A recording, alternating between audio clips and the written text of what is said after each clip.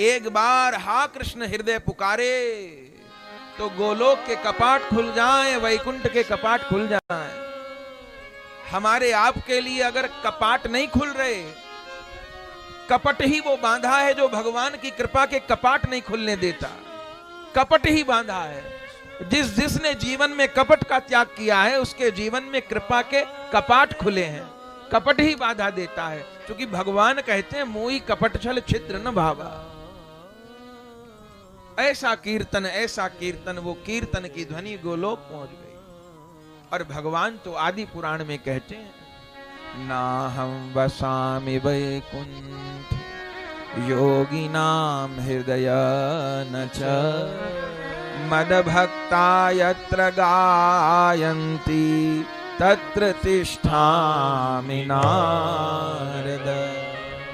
हे नारद जी, मैं कभी कभी वैकुंठ में भी नहीं रहता, योगियों के हृदय को भी छोड़ के चला जाता हूं, ज्ञानियों को भी त्याग देता हूं, पर जहां मेरे भक्त भाव विभोर होकर नाम का गान करते हैं, हरिनाम संकीर्तन करते हैं, कथा का गान करते हैं, तत्र तिष्ठामि, वहां मैं बैठा रहता हूं। आप कहेंगे हमने तो नहीं देखा कभी कथा में भगवान को बैठे हुए।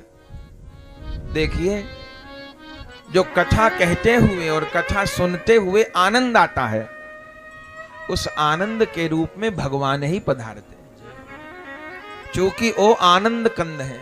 आनंद और श्री कृष्ण दो वस्तु नहीं है, भगवान ही आनंद है।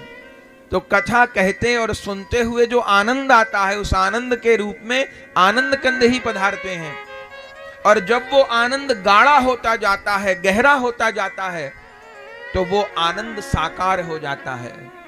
फिर किसी को अपने हृदय मंदिर में मुरली बजाते भगवान का दर्शन होता है, किसी को धनुष बाण वाले का दर्शन होता है, तो किसी को चतुर्भुज का दर्शन होता है। जब वो प्रेम गाढ़ा होता है, पर प्रारंभ तन्मयता से होता है, आनंद से होता है, और नीरस हृदय में तो कुछ घटता नहीं है।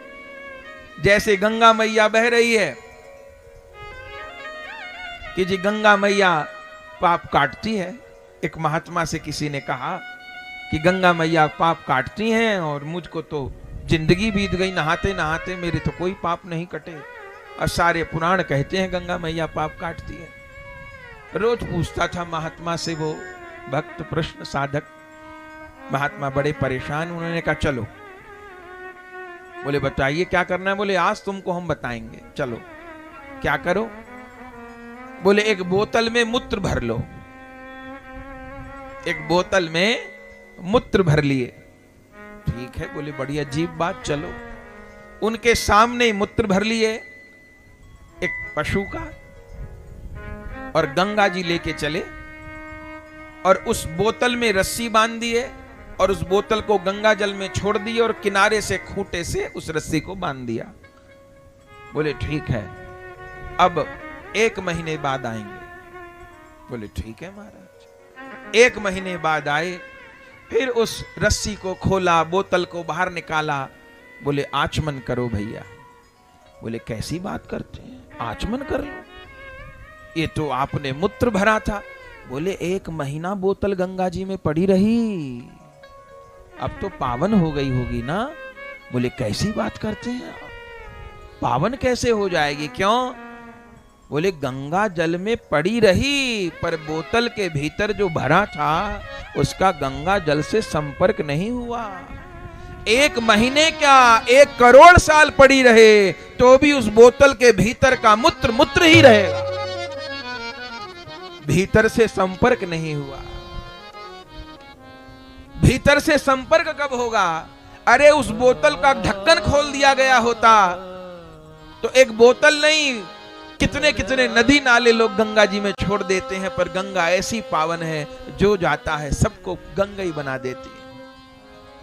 लेकिन संपर्क हो, संपर्क नहीं हुआ तो रीते के रीते रह जाएंगे। यदि हमारे जीवन में गंगा मैया, नाम भगवान, भगवान की कथा प्रभाव नहीं कर रही है, तो मान लीजिएगा हृदय वाली बोतल का ढक्कन इतने जोर से सील बंद किए हैं कि भीतर प्रवेश नहीं होता। तो क्या होगा भैया? वो बोतल पड़ी रहे 100 साल पड़ी रहे तो भी कुछ नहीं होगा। ये बोतल का ढक्कन खोलने का अर्थ क्या है? कि हृदय में भाव का सृजन हो। वो भाव हृदय में पैदा होता है, फिर आंखों के माध्यम से, वाणी के माध्यम से, आचरण के माध्यम से बाहर आता है, और फिर एक बूंद गंगा जल हृदय को पावन कर देता है, पवित्र कर देता है, पावन कर देता है। तो वो कीर्तन की ध्वनि भोलानाथ की गोलोक धाम में पहुंची, और बंधुओं श्री कृष्ण उस कीर्तन को सुन करके व्याकुल हो गए।